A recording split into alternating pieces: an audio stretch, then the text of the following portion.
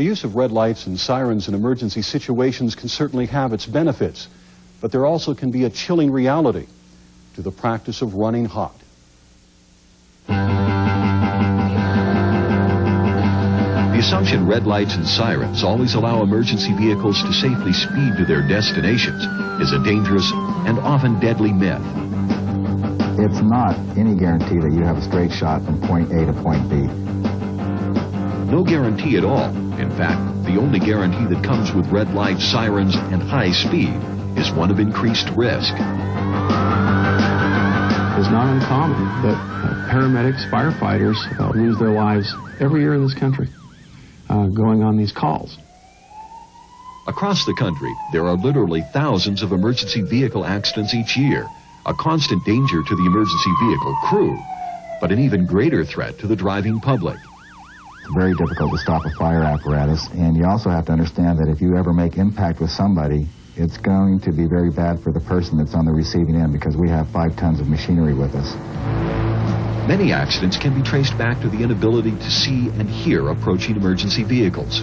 That police car up ahead is about to provide a horrifying and graphic example of just how lights and sirens aren't always up to the task.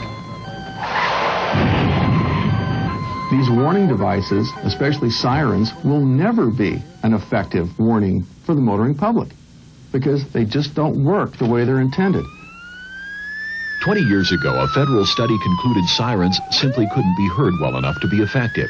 2 decades later, the problem is even worse.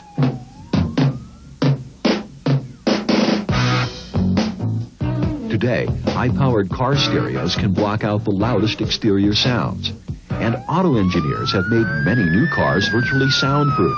So inside, even the loudest siren can be reduced to dangerously low, almost inaudible levels.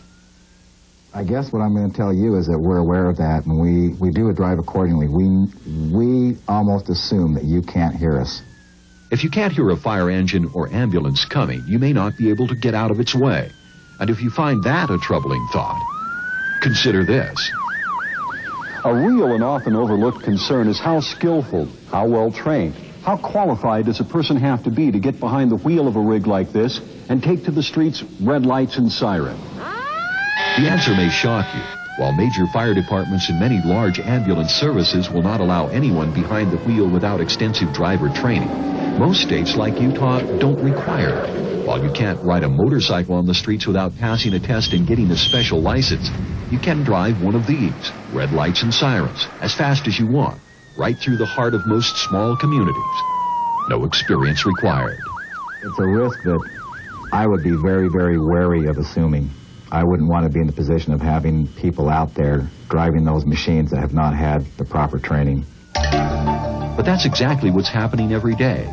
Drivers with no more skill or training than you or me, speeding to emergencies in massive, unwieldy vehicles they may not be able to control, and you may not be able to see or hear until it's too late.